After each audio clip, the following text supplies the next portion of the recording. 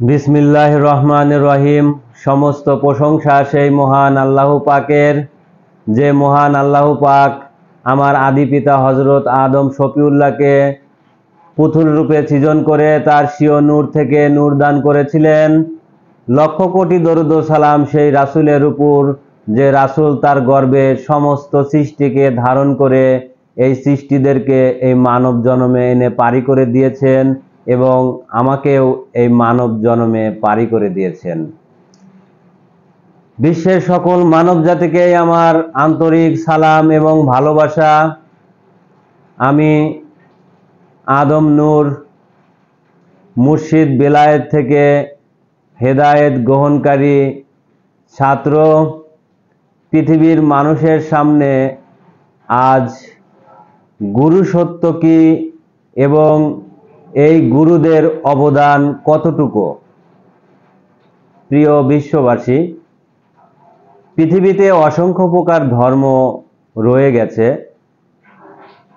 আজ আমরা এই মানব জন্মের শেষ সীমানায় এসে পৌঁছইছি, যে সীমানা আল কোরআন অনুযায়ী এটা হলো সেই দ্বীনি যুগ, এটা সেই বিলায়েতের যুগ, এটা সেই আদম নূরের যুগ। এই যুগে আল্লাহর ধর্ম প্রকাশ হবে আর আল্লাহর প্রতিনিধি হজরত আদম শফিউল্লাহ যা আল কোরআন প্রমাণ করে। পৃথিবীতে অসংখ্য প্রকার ধর্ম রয়েছে এবং এই ধর্মগুলোয় যারা অনুসরণ করে তাদেরকেই বিভিন্ন জাতে জাতে ভাগ করা হয় দুনিয়াগত আইন অনুযায়ী। যেমন আমি আল কোরআনের ধর্ম মানি, আর আল কোরআন প্রতিষ্ঠা করে গেছে বিশ্বনবী হজরত মুহাম্মদ সাল্লাল্লাহু আলাইহি সাল্লাম। তাই আমরা জন্মগতভাবে মুসলিম ঘরে জন্ম নিয়েছি, অনেকেই সেই হিন্দুর ঘরে জন্ম নিয়েছে, অনেকেই সেই খ্রিস্টানদের ঘরে জন্ম নিয়েছে। তাদের সেই দুনিয়া রীতিনীতি অনুযায়ী তাদের যে পূর্বপুরুষরা যে ধর্মকে অনুসরণ করে তারা সেই ধর্মকেই অনুসরণ করে বা মেনে চলার চেষ্টা করে। প্রকৃতপক্ষে ধর্ম মানে ধারণ করা। প্রত্যেকটা জাতিই কোনো না কোনো ধর্ম মানার ভিতর দিয়ে তাদের জীবনকে অতিবাহিত করে চলে যায়। ঠিক এই ধর্ম মানার ভিতরে মানুষের ধারণ করার বস্তু থাকতে হবে, তাহলে তাদের সেই ধর্ম মানার সার্থকতা আসবে। আর যে ধর্মের মানার ভিতর কোনো জীবন নাই, জীবনের সালাত নাই বা কোনো সত্য নাই, ধারণ করার বস্তু নাই, সেই ধর্ম মেনে মানুষ যেখান থেকে আসছিল আবার সেখানেই তাকে ফিরে যাবে, সেখানেই তাকে ফিরে যেতে হবে। এবার মানুষ কোথায় থেকে আসছিল? এই মানুষ আসে সৃষ্টির জগৎ থেকে। আর সৃষ্টির জগৎ কোথায়? প্রকাশ্যে আপনারা পৃথিবীতে যে সকল সৃষ্টি দেখেন, গরু ছাগল হাঁস মুরগি পশু পাখি বৃক্ষলতা যা কিছু দেখেন তাহাদেরকেই সৃষ্টি বলে। ঠিক এই মানুষের বিপরীতে যারা আছে তাদেরকেই সৃষ্টি বলা হয়। আর এই মানুষকে বলা হয় বনি মানুষ, অপরিচিত মানুষ, জঙ্গলি মানুষ। এবার আসি, সেই সৃষ্টির থেকে যখন আমি এই মানব জন্মে আসলাম, আসার পরে যখন আমাকে এই পৃথিবীতে ধর্ম মানার ভিতরে একটি জীবনকে ধারণ করতে হবে, তখনই বিভিন্ন ধর্মীয় গুরুরা বিভিন্নভাবে তাদের ধর্মীয় দিকগুলো পৃথিবীর মানুষকে বাতরায়া দিচ্ছে। এর ভিতরে অতীতের যে মানুষগুলো ছিল, যে নবী রাসূলগুলো ছিল, তারা এক একজন তাদের ধর্মকে পৃথিবীতে প্রতিষ্ঠা করেছে।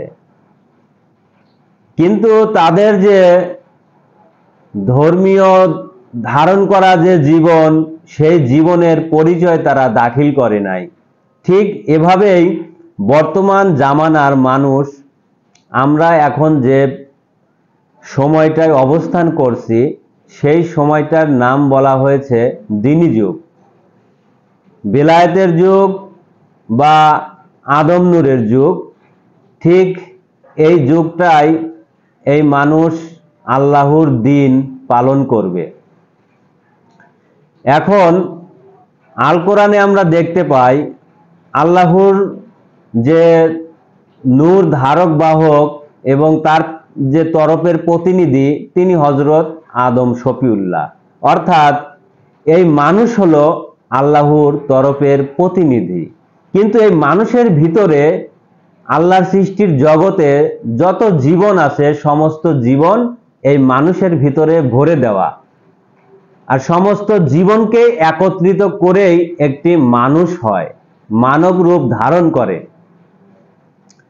এখন যে মানুষ এই জীবনে থেকে যে কোনো একটি জীবনে স্থায়ীভাবে মুক্তি নিবে, তাহলে এই মানুষের ভিতর থেকেই সেই জীবনের সাধনা করতে হবে। এখন অতীতের যে ধর্মদাতারা ছিল বা গুরু ছিল, এরা এই মানুষকে তাদের সেই জীবন বা সেই জীবনের যে নূর বা অস্তিত্ব, আল কোরআনে যাকে বলা হয়েছে সালাত, এই বিষয়ে মানুষকে অবগত করেনি। মানুষকে জ্ঞানের আধারে রেখে দিয়ে তাদেরকে দোজকের ভয় এবং জান্নাতের লোভ দেখানো হয়েছে। এখন এই মানুষ কি করবে? যখন আল্লাহর দ্বীনের সময়ে, এখন আমি হযরত আদম শফিউল্লাহর হেদায়েতগত সন্তান, আমি সেই আদম নূর, এবং আমার মুর্শিদ বেলায়েত, সেই মূল আদম সত্তা যখন পৃথিবীতে ধর্ম প্রচার করে গেছেন, এবং আমরা তার কিছু সন্তান আছি, তারা এই পৃথিবীতে এই মানুষকে আল্লাহর দ্বীনের ধর্মের আহ্বান করে যাচ্ছি, ঠিক তখনই এই মানুষ মনে করছে এরা নতুন কিছু বলতে চাচ্ছে।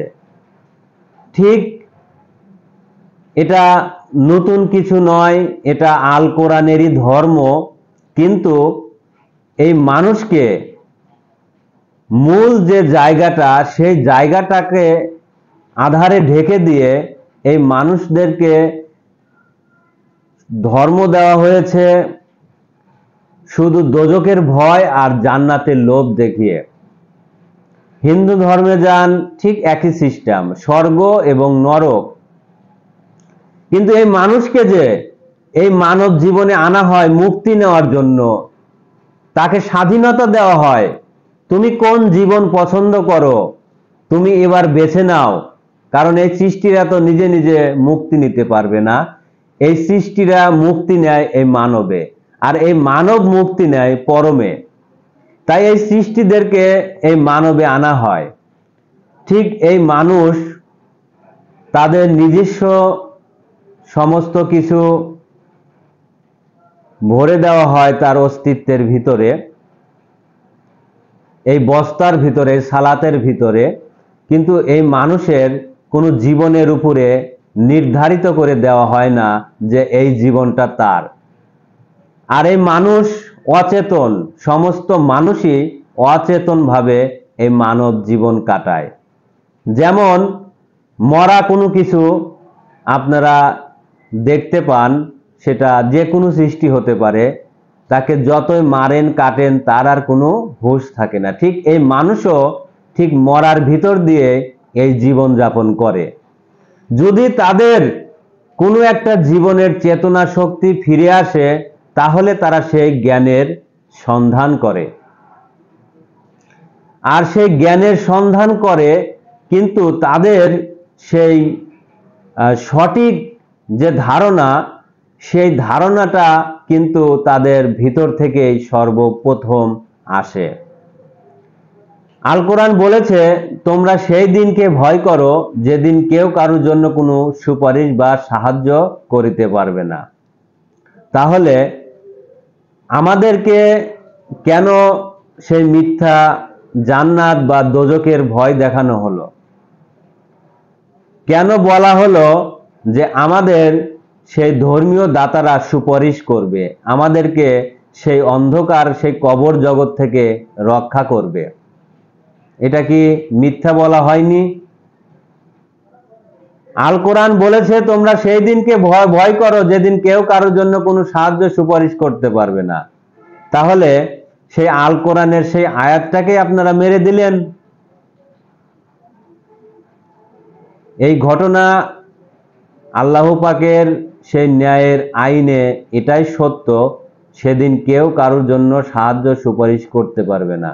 আমার যে মুর্শিদ, যিনি আমাকে সেই পথ দান করেছে, সেই পথের উপর সেই জীবনের উপরে ঈমান এনে দিয়েছে, আর সেই ঈমানটাকে যদি আমি নষ্ট করে ফেলি, সেই ঈমানের পথ ধরে না চলি, সেই জীবনটাকে যদি আমি সেই স্বীয় রবকে যদি আমি ছেড়ে দেই, তাহলে আমি কি সেই জগৎ থেকে রক্ষা পাবো?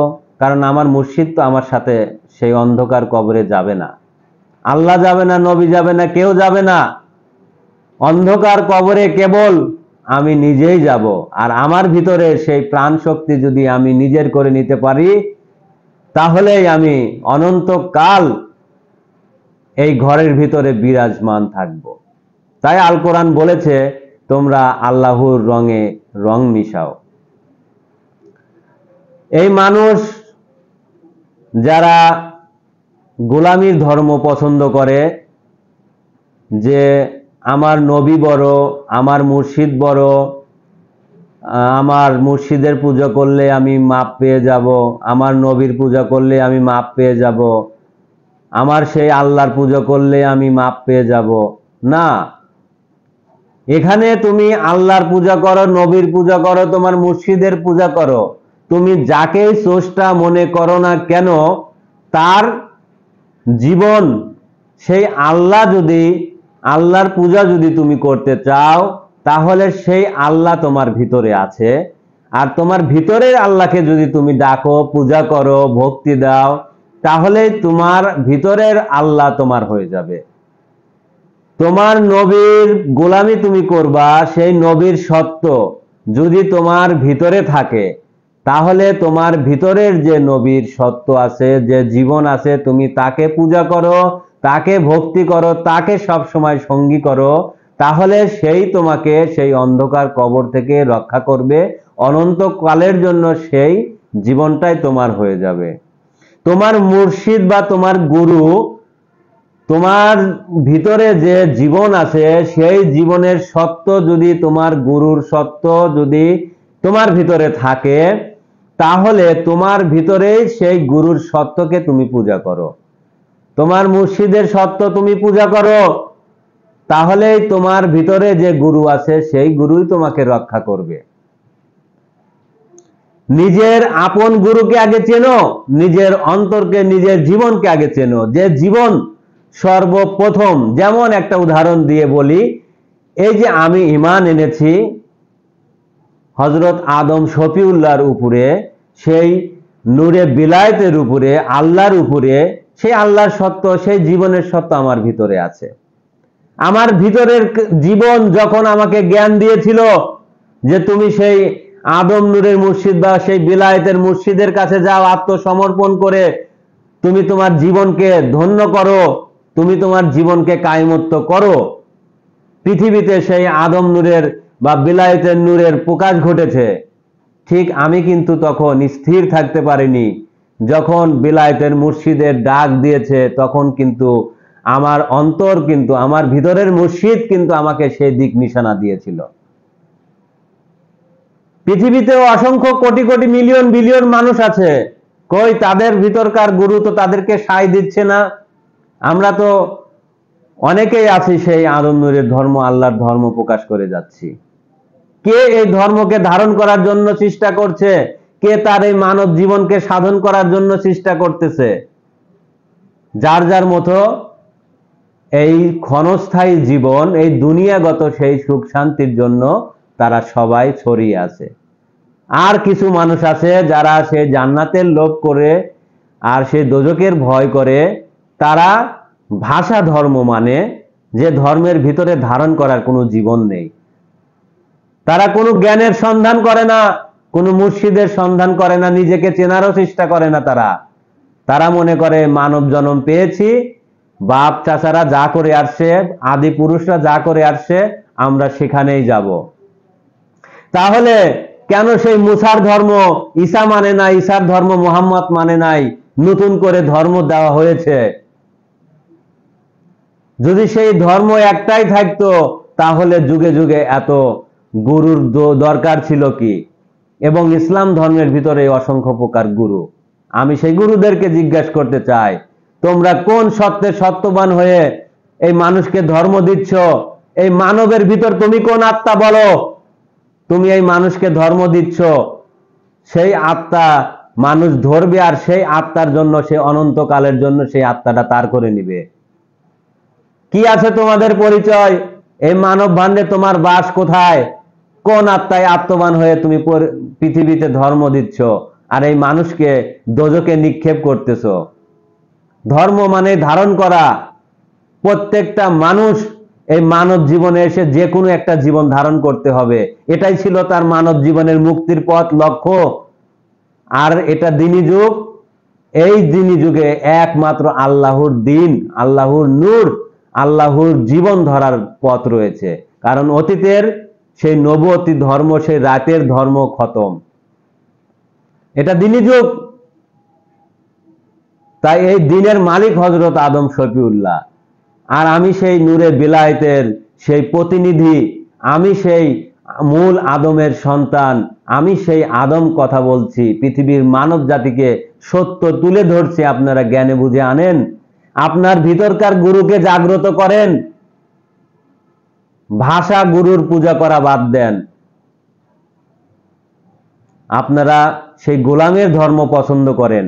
আপনারা তো চাকরের বেটা চাকর হবেন, গোলামের বাচ্চা গোলাম হবেন। আপনারা তো নিজে কিছু হবেন না। আল্লাহ যে আপনাকে চালান দিয়েছে, ব্যবসা করার সুসংবাদ দিয়েছে, আল কোরআনে বলেছে, এই মুমিন বান্দারা তোমাদেরকে এমন ব্যবসার সুসংবাদ দিচ্ছি, সেই ব্যবসা যদি তোমরা করতে পারো তাহলে সেই আযাবের জগৎ থেকে তোমরা বেঁচে যাবে। আপনাকে তো সমস্ত চালান আল্লাহ পাক তুলে দিয়েছিল, কেন নিজেকে চেনার চেষ্টা করলেন না? কেন নিজেকে ধারণ করলেন না? কেন নিজেকে সেই জীবনে মুক্তি নিলেন না? এই মানব জন্ম হারায় গেলে আপনি অনন্তকালের জন্য আবার সেই সৃষ্টিতে বিলীন হয়ে যাবেন, এটাই সত্য। সেই দোজখের জীবনে নিক্ষেপ হবেন। এই মানব জন্ম একবারই হয়, আর এই মানব জন্মে থেকে আপনাকে মুক্তি নিতে হবে। তাই যাদের ভিতরকার গুরু, যাদের ভিতরকার নফস চেতন, তারা সেই জ্ঞানের সন্ধান করে, নিজেকে চেনা জানার চেষ্টা করে। আর যাদের ভিতরকার গুরু, যাদের ভিতরকার অন্তর ঘুমিয়ে গেছে, বধির হয়ে গেছে, অন্ধ হয়ে গেছে, তারা কখনোই সেই জ্ঞানের সন্ধান করে না, নিজেকে চেনা জানার চেষ্টা করে না। তারা গোলামের ধর্ম পছন্দ করে। তারা চাকরের বেটা চাকর হবে, গোলামের বাচ্চা গোলাম হবে। তারা কখনো নিজে কোনো কিছু হবে না। কোরআন বলছে তুমি নিজে কোনো কিছু হও, তুমি তোমাকে প্রতিষ্ঠিত করো। তাই সব জায়গায় স্বীয় শব্দ ব্যবহার করছে। স্বীয় মানে নিজ, নিজের একটি জীবন থাকতে হবে, নিজের একটি সালাত থাকতে হবে, অস্তিত্ব থাকতে হবে। প্রত্যেকটা মানুষকেই স্বাধীনতা দেওয়া হয়েছে, সমস্ত কিছু জীবন একত্রিত করে তোমাকে অধিকার দেওয়া হয়েছে। আর সেই অধিকার থেকে তোমরা নিজেরাই নিজেদেরকে ধ্বংসের পথে নিয়ে যাচ্ছ। তাই নিজেরা সেই জ্ঞানের সন্ধান করো, নিজেকে চেনার চেষ্টা করো, বুঝার চেষ্টা করো। তুমি মানুষকে, কি তোমার পরিচয়, কোথায় থেকে আসছো, কোথায় যাবা? তোমার ভিতরকার সেই গুরুকে, জীবনকে সন্ধান করো। ভাষা বহিরাগত গুরুর সন্ধান না করে ভিতরকার গুরুকে সন্ধান করো। যদি তোমরা কোনো পথ খুঁজে না পাও, তোমার ভিতরের যে আল্লাহ আছে, তোমার ভিতরের আল্লাহকে তুমি ডাকতে থাকো, সেই আল্লাহ তোমাকে পথ রচনা করে দিবে। সেই তোমাকে দেখাবে সত্য পথ। যখন কেউ তোমার পাশে থাকবে না, তখন তোমার আল্লাহ তোমার পাশে থাকবে। তোমার ভিতরকার আল্লাহকে তুমি সন্ধান করো। আর যারা বহিরাগতভাবে গুরুকে পূজা করে, গুরুর সন্ধান করে, নবীর পূজা করে, বহিরাগত আল্লাহর পূজা করে, কোনো লাভ আসবে না। তোমার ভিতরে যদি সেই আল্লাহর সত্য না থাকে, সে তোমার আল্লাহই হতে পারে না। তোমার ভিতরে যদি সেই নবীর সত্য না থাকে, নবীর জীবন না থাকে, তাহলে সে তোমার নবী হতে পারে না। আমি তাকে মানি না। আল্লাহ যদি থাকে, আল্লাহ আমার ভিতরে থাকতে হবে, না হলে আমি ওই আল্লাহকে মানি না। আল্লাহ যদি, নবী যদি থাকে, সেই নবীর সত্য আমার মানবের ভিতর থাকতে হবে, না হলে আমি ওই নবীকেও মানি না। আর আমি জানি আল্লাহর সৃষ্টির জগতের সমস্ত কিছু আমার ভিতরে, তাই আমি সমস্ত নবী রাসূলদেরকে মানি, আমি আমার স্রষ্টাকে মানি। আমার ভিতরকার আমার সেই জীবন, আমার সেই মূল প্রাণটা আছে বলে আজ আমি আছি। আমার ভিতরকার সেই মূল স্রষ্টা যদি না থাকে, আমি মানুষ কিছুই থাকি না। তাই আমার ভিতরকার গুরুর সন্ধান করতে হবে। সেই গুরুকে যে নিজে চেনা জানার চেষ্টা করতে পারবে, সেই সফল হতে পারবে। আর সেই গুরুকে যে নিজে চিনেছে, তার কাছে গিয়ে আত্মসমর্পণ করো, সেই তোমাকে পথ দিতে পারে। আর সেই পথ ধরে তুমি যদি চলতে পারো, সঠিক কর্ম করতে পারো, তাহলে তোমার মানব জীবন ধন্য হবে। এই বলে আমি আমার বক্তব্য শেষ করছি। সুবহানাল্লাহি ওয়া বিহামদিহি, সুবহানাল্লাহিল আযীম। আসসালামু আলাইকুম ওয়া রাহমাতুল্লাহি ওয়া বারাকাতুহু।